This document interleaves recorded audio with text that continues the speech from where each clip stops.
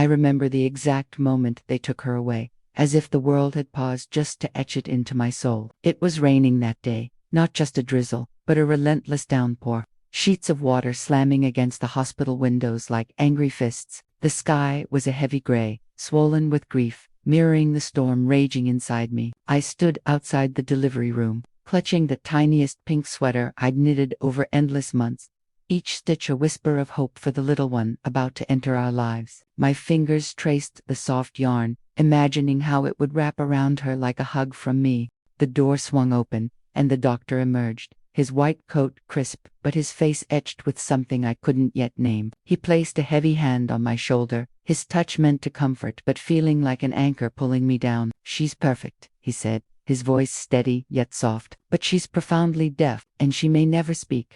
The words hung in the air, sharp and unyielding, slicing through the hum of the hospital corridor. Deaf, never speak. They echoed in my mind, drowning out the rain's roar. Before I could even draw a breath to respond, before the full weight of it could settle, my daughter-in-law Sarah appeared in the doorway, cradling the newborn in her arms. Her face was pale, her eyes distant, as if she were looking at a stranger. "She never talked," Sarah said, her voice cold and flat, like ice cracking underfoot. "We can't raise a child who will never talk. We've already signed the adoption papers." The finality in her tone hit me like a slap. Signed, already, as if this precious life was a mistake to be erased. My son, Michael, stood beside her, his head bowed low, shoulders slumped in defeat. He said nothing, his silence a betrayal that cut deeper than words ever could. I felt my world tilt. Begging erupted from me. Unbidden I cried out, my voice breaking, tears streaming down my face as I fell to my knees on the cold linoleum floor. "Please, no, she's family. We can learn, we can adapt." But my pleas bounced off them like rain on a window pane. 3 days later, a social worker, kind-faced but resolute, walked out of that hospital with my granddaughter bundled in her arms. The last glimpse I had was of one tiny hand peeking out from the blanket, waving as if in farewell. Then she was gone, swallowed by the rain-slicked world outside. I stumbled home that night, the apartment feeling vast and empty, a hollow shell. I locked the door behind me, slid down to the floor, and let the sobs consume me until there were no tears left, just a raw, aching void. The hours blurred into dawn, and as the first light filtered through the curtains, a single thought ignited in my mind, fierce and unyielding. If she can't speak with her voice, I will become her voice. It wasn't a choice. It was a vow, etched into my very being. That very week, I enrolled in my first American Sign Language class at the community center downtown. The room was filled with younger faces, eager and quick, but I sat there with hands that shook like leaves in the wind. I couldn't even form the sign for hello without fumbling, my fingers stiff from years of knitting rather than gesturing. The teacher, a warm woman with a patient smile, noticed my struggle. "Most people your age don't even try," she said gently, her hands moving fluidly as she demonstrated. I looked her in the eye and replied, "My granddaughter doesn't have time for me to be most people." Her nod was all the encouragement I needed. From that day on, my life became a rhythm of practice and persistence. I woke at 5 every morning, standing in front of the foggy bathroom mirror, repeating signs until my fingers cramped and blistered. On the bus to class, I'd practice discreetly, ignoring the curious stares from strangers. In the grocery line, while waiting for my turn, my hands would dance through alphabets and words, even while cooking dinner, stirring soup with one hand while signing family or love with the other. People whispered, pointed, probably thought I'd lost my mind in grief, but I didn't care. Their judgments were background noise to the purpose burning in me. I quit my part-time job at the library, the one I'd held for decades, and dipped into my modest savings to keep going. I moved from my cozy 2-bedroom apartment to a tiny studio above a bustling coffee shop, where the aroma of fresh brews wafted up through the floorboards. What drew me there wasn't the coffee, though. It was the deaf meetups they hosted every Thursday night. Those gatherings became my lifeline. Strangers at first, they welcomed me with open arms, literally, their hands flying in conversations that were alive with expression. They taught me that sign language wasn't just movements, it was a heartbeat, a breath, a soul, poured out through every gesture. I soaked it in, practicing late into the night, my small room illuminated only by a desk lamp as I mirrored videos on my old laptop. All the while, I never stopped searching for her. Sealed adoption records were like impenetrable fortresses, guarded by laws and bureaucracy. but grandmothers can be as stubborn as the tides. I spent hours outside agencies, rain or shine, pleading with receptionists, hoping for a crack in the armor. I learned which nurses had soft hearts, the ones who'd linger after shifts and drop hints over coffee. One evening, in a dimly lit diner, a kind soul leaned in and whispered, "They changed her name to Lily." Just that one word, Lily, and it was as if a spark had reignited my fading fire. Lily Ann bloomed in my mind, a promise of spring after endless winter. 2 years slipped by in a blur of signs and searches. My signing grew fluent, my hands moving with a grace I never knew I possessed. Strangers in the deaf community complimented me, saying I signed more naturally than some hearing folks who'd studied for decades, but my heart remained a hollow space, echoing with her absence. Then, at a deaf book club, in the coffee shop downstairs, I met Tom. He was tall, with kind eyes that crinkled when he smiled, and he grew up with deaf parents, immersed in the world I was just discovering. As we discussed a novel about resilience, he saw the pain etched in my face, the way my signs carried a weight beyond words. "I'll help," he signed, his movements deliberate and sincere. "But promise me you'll never give up." I signed back promise with such force that my hand ached, sealing our pact in that quiet room filled with the scent of old pages. The path ahead was riddled with false hopes, each one a dagger to the spirit. I flew to Oregon on a shoestring budget for a lead on a little girl named Lily. She turned out to hear perfectly, her laughter a sound that haunted me on the flight home. Another time, I endured a grueling 22-hour Greyhound bus ride to Texas, only to find the birth date didn't match. Each disappointment sent me spiraling. I'd return to my studio, curl up in the dark, and cry until exhaustion claimed me. But dawn always brought renewal. I'd rise, brew strong coffee, and dive back into the hunt, fueled by that unbreakable vow. Then, one fateful morning at 4:17 a.m., my phone buzzed on the nightstand, piercing the silence. It was Tom. It's her, same birthmark on her left shoulder, still in foster care. The adoptive family returned her after 8 months because they couldn't cope. My heart raced as I read the words, disbelief warring with joy. I didn't pack properly, just tossed clothes into a duffel bag, grabbed the pink sweater that was now 2 years too small but still held her essence, and rushed to the station for the first train to Ohio. 18 hours of rattling tracks, staring out at blurred landscapes, my mind a whirlwind. I didn't sleep. Instead, I practiced every sign I might need. "I'm your grandma. I never stopped loving you. You're safe now." Each gesture a rehearsal for the reunion I'd dreamed of. Arriving in Ohio felt surreal, the air crisp and unfamiliar. I navigated to the foster home on foot, my legs heavy with anticipation. Mrs. Rivera opened the door, her face weary and wary, sizing me up like an intruder. Inside, on a worn carpet, scattered with toys, sat a little girl with curly brown hair and my son's piercing blue eyes. She was stacking blocks methodically, oblivious to my approach since she couldn't hear my footsteps.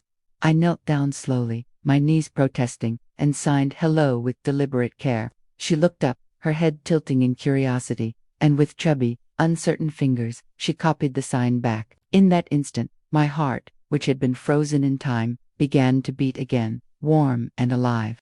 The months that followed were a battlefield of emotions and logistics. Court dates loomed like storm clouds, lawyers in sharp suits arguing over papers that couldn't capture the depth of our bond. Home studies scrutinized my tiny studio, questioning if it was enough. Sarah and Michael fought me at first, their resistance born of guilt and fear. Sarah even screamed in the courthouse hallway, her voice echoing off the marble walls. "You can't just steal her back." But I had ammunition they couldn't match: 2 years of sign language certificates stacked like armor, letters from the deaf community vouching for my dedication, psychologists who observed us together and noted how the little girlie, as I'd come to call her, on, straight into my arms, signing grandma instinctively, as if our souls had always known each other.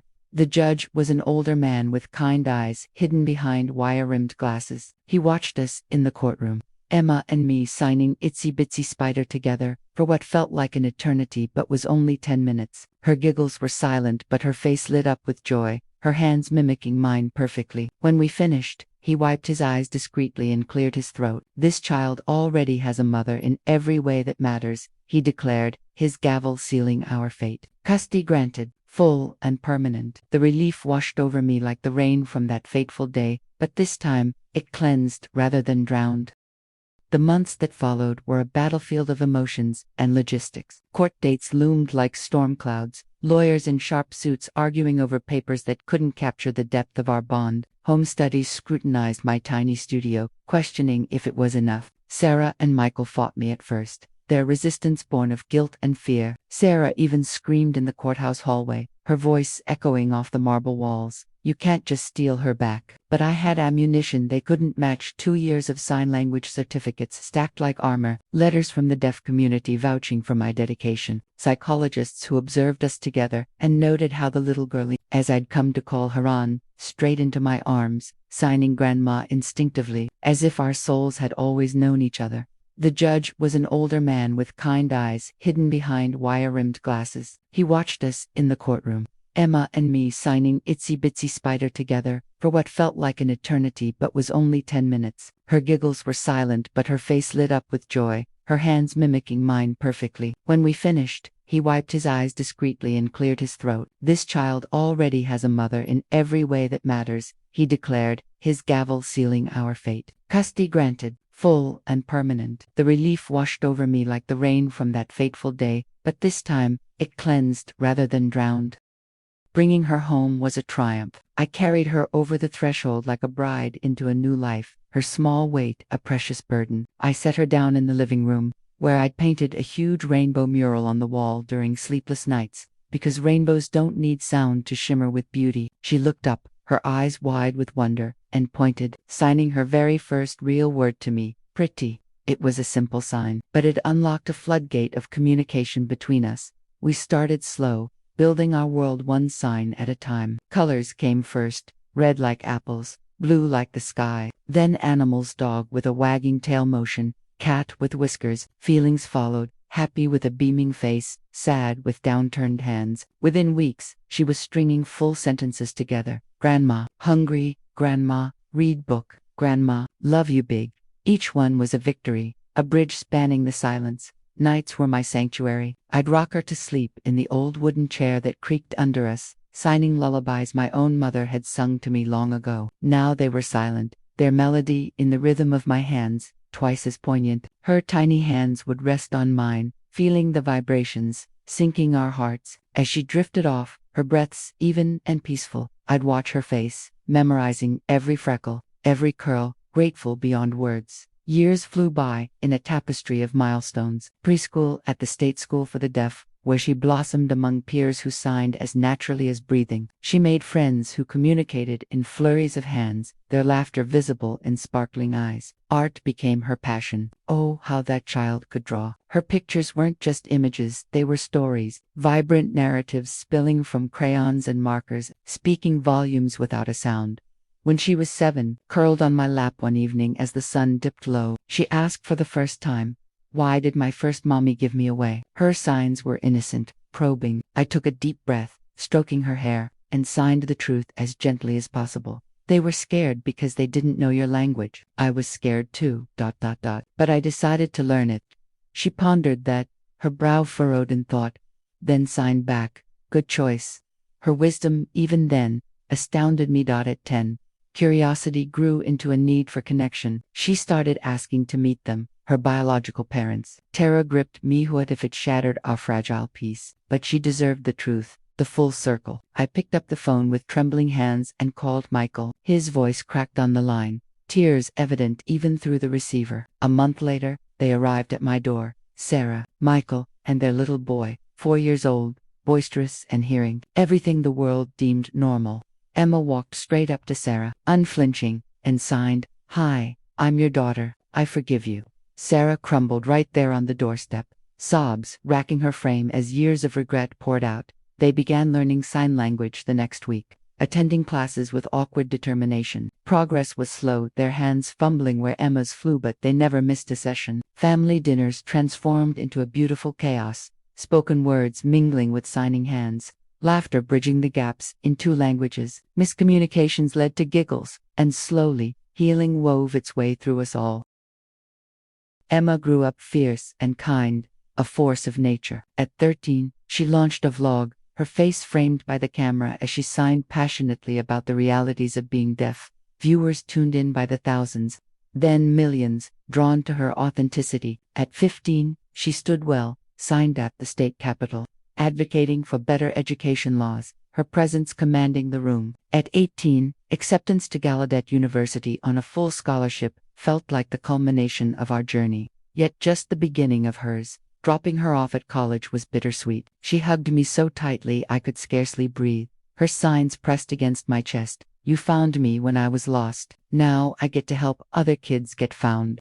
Tears blurred my vision as I watched her walk away. Independent and radiant. Today, she's teaching at the same school she once attended, inspiring a new generation. She's married to Alex, who's deaf and wonderful, with a gentle spirit that matches hers perfectly. Their little boy hears the world but signs before he speaks, because that's the language of love he learned first.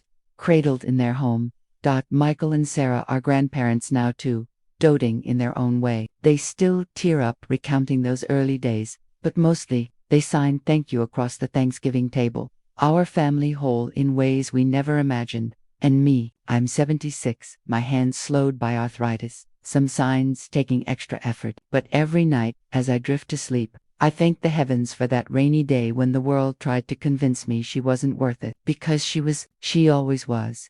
They thought I'd give up age, grief, sealed records, impossible odds, but love doesn't heed impossible. Love learns a new language, boards a train at dawn, battles in courtrooms, practices in the shadows, and persists. Love just keeps going, until one day, it walks through the door, holding that tiny pink sweater, and whispers, I'm home.